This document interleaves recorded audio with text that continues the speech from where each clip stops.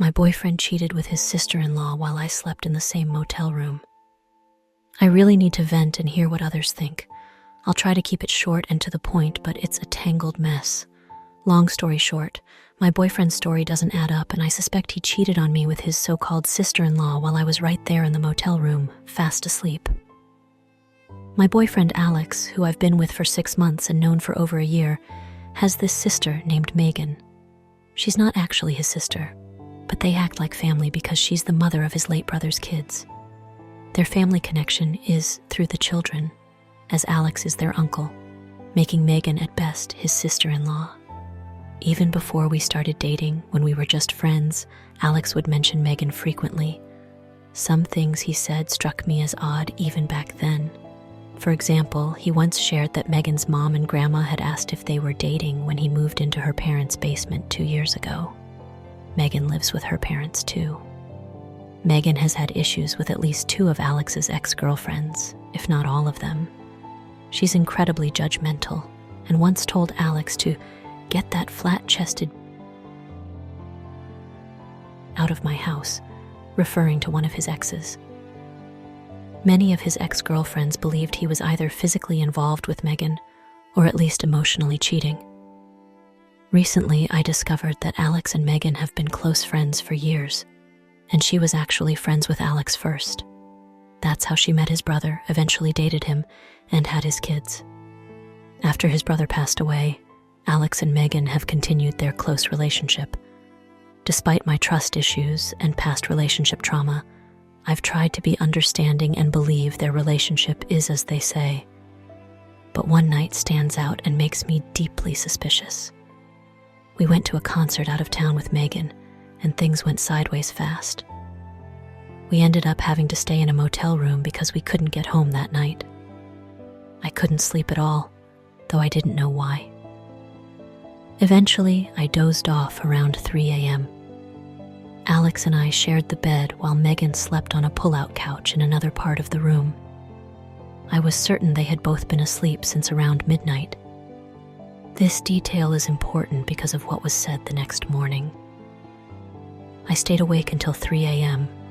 Strangely enough, I was the most fully clothed person in the motel room. Alex stripped down to just his boxers and slept on top of the covers. I tried not to overthink it because 1, it was warm in the room and he tends to run hot, and 2, it's normal for guys to sleep like that. My only concern was Megan seeing his junk if she got up for water, since men often get random boners in their sleep. But since she's just his sister, I brushed it off. Megan wore jean shorts and a t-shirt to bed as far as I knew, because that's what she wore at the concert and what she got into bed wearing. I slept in my skinny jeans and t-shirt. In the morning, when I woke up at 7 a.m., Alex was now under the covers and asleep. I thought, okay, he was definitely up at some point. My getting up woke him and he went to the bathroom. Megan was already awake and seemed like she had been up for a while. Here's where things get fishy. Alex didn't put any clothes back on and walked around in front of Megan nearly naked, except for his boxers. As he walked to the bathroom, I caught a glimpse of something dark on his neck. He came back to bed quickly, saying he didn't get much sleep and wanted to rest more. Megan then entered our part of the room wearing just underwear and a shirt, making a comment about me looking at her butt, which I definitely wasn't. She could have been naked except for the t-shirt. I only assumed she had underwear on because her shorts were missing. Around 8:30 a.m., Alex got up and wanted to go outside to smoke. At the bench outside, he told me he had gone to the bathroom 5 times during the night. So I asked when the first time was, and he said it was when he got up with me. This didn't add up because he had only used the bathroom once since I had been awake. I hadn't fallen back asleep to miss the other 4 times he claimed. By 11 a.m., we were back at our car trying to get home. Megan made a comment about how big and soft Alex's shoulders were. Odd, but okay. Later on, she told me Alex is her soulmate, that they met and just clicked, that he's the male version of her. I responded with, "That's crazy because I used to say the same things about him. I've never met anyone like him." As we were getting ready to leave, she mentioned only getting 3 hours of sleep. Alex smirked at her comment and agreed he didn't sleep much either. To me, this didn't add up. considering I was asleep from 3 a.m. to 7 a.m., and I knew Alex had been asleep at least until midnight. If he got up with me, that means he should have gotten about 7 hours of sleep, and it would also mean Megan woke up when I fell asleep. With all these oddities weighing heavily on my mind, we got home, and I went on a 2-day alcohol binge. I couldn't stop thinking about that night.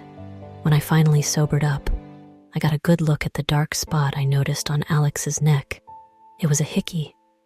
It looked a few days old by then. He also had 4 scratches on his shoulder, which he didn't notice until I pointed them out later when he took his shirt off. He claimed they were from me, but I didn't remember giving him a hickey before or after the concert, and we hadn't been sexual other than goodnight kisses.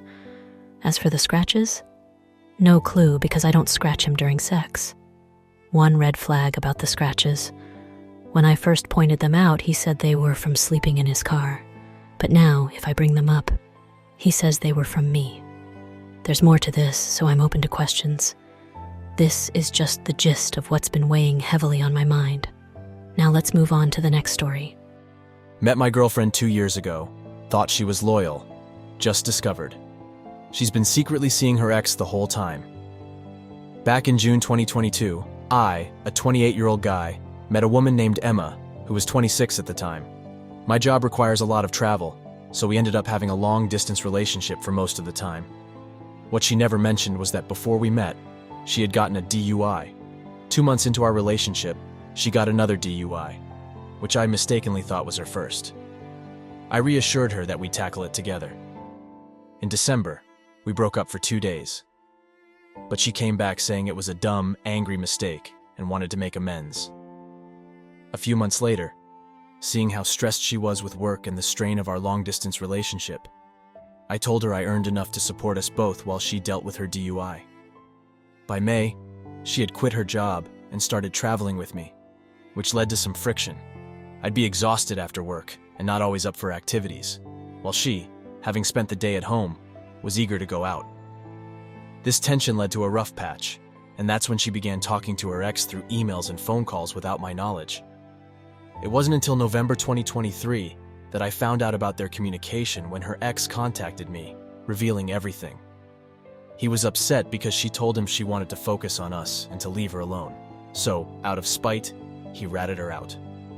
While I appreciated knowing the truth, I was also furious that he meddled in our relationship, knowing she was committed to someone else. When I confronted Emma, she initially lied, claiming he was just a friend. Eventually, she confessed it was her ex and admitted that during our brief breakup in December 2022, she had slept with him and lied about it when we reconciled. Armed with this new information, I decided to end the relationship and left to start my new traveling job. However, after a month, missing my dogs and convinced by her pleas that I was the one she wanted a future with, I foolishly gave her another chance. Fast forward to June 20th, 2024. Despite having some good times, the past 6 months had been rocky. Then, her ex reached out to me again, informing me that they had resumed their secret communications through email and phone calls. He told me she had convinced him they'd get back together and she'd leave me. Furious, I confronted her, asking only if she wanted to keep our dog. She said I could have the dog, packed her things and left.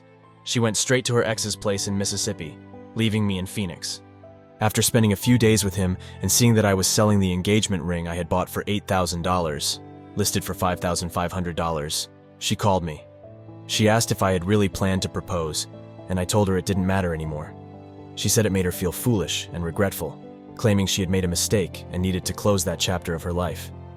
She hinted at a possible future reconciliation, hoping for forgiveness. So, she had been talking to him behind my back early in our relationship, slept with him during our brief breakup, and once again resumed contact while we were together. Now, after going to him, she wanted me back. Rewriting all of this feels oddly therapeutic.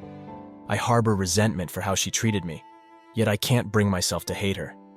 She was the first person I truly opened up to and felt something real for, given my history of abandonment. As a child, I was deserted by almost everyone, including my parents, and throughout my teenage years, she was the first person I let in. Why do people act so terribly? I took care of everything financially, always opened doors for her, complimented her, bought her flowers, and tried to make time for her despite my 80-hour work weeks. She told me she never believed I'd be loyal because of her past. She couldn't fathom how a guy could be so in love with her and only want her. It's ironic. She couldn't believe in my loyalty because of how she had been treated. So she ended up treating me the same way her exes treated her, and with one of the very exes who had cheated on her, no less. Despite our 2 years together, she would spend hours talking to her ex on the phone. Part of me wants to forget everything and try to reconnect, but I know it's a bad idea. It's only been 3 weeks. The other part of me knows I deserve better. Why is it that the guys who hear, "You treat me better than anyone ever has," are the same ones who get cheated on? The eternal question: are there still people out there worth fighting for?